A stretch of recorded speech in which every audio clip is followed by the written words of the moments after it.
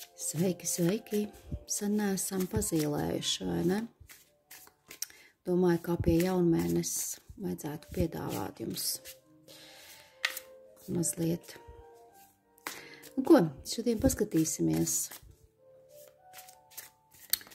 ko šis jaunmēnesis mums ienesīs, ar ko mēs sāksim piepildīties tam augot.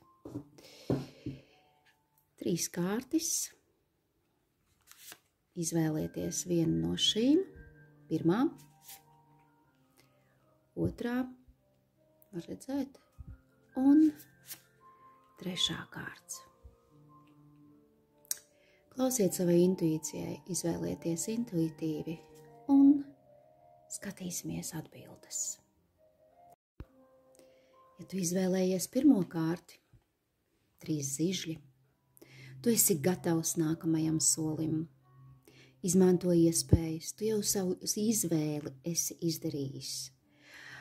Paplašini savas iespējas, savu redzējumu, nestāvi uz vietas un noteikti virzies tālāk uz saviem mērķiem, uz saviem sasniegumiem. Iespējams, ka tev ir kompanjoni, kas tev var palīdzēt izvirzīties tālāk pasaulē. Šī kārts runā arī par ārvalstu iespējām, varbūt kāds taisās pārcelties, virzīties, pieaicināt ārzemju partnerus, sadarboties ar tiem. Izmanto visas iespējas, tev tādas būs. Noteikti nepazaudē tās. Ja tu izvēlējies otro kārti, monētu dūzis.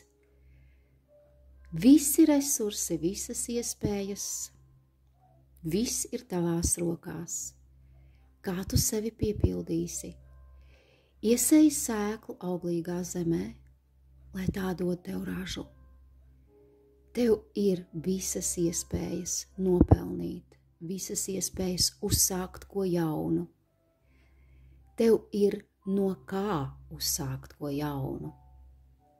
Dari to un ej tik uz priekšu. Augļi būs. Tici tam.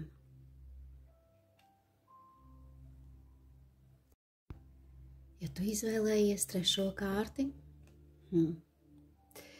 taisnīgums, šī jau ir tāda nopietnāka kārtas, kas liecina par to, ka tavam moto ir jābūt, ko sēsi, to pļausi. Tu saņemsi pēc nopelniem. Padomā, ko tu esi darījis līdz šim, ko labu, ko varbūt netik labu, un ko tu esi pelnījis uz priekšu.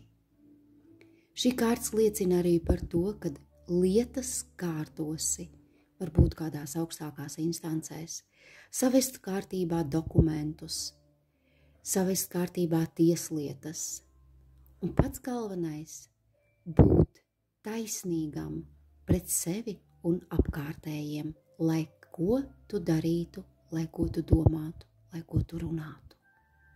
Esi taisnīgs. Un ja mēs kopumā ņemam šo tripletu, ko mums šis jaunmēnesis ienesīs mūsu dzīvē, tad atveramies savām iespējām,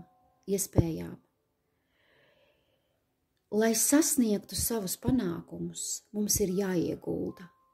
Tik, cik mēs ieguldīsim, tik mēs arī gala beigās saņemsim. Uz priekšu, draugi!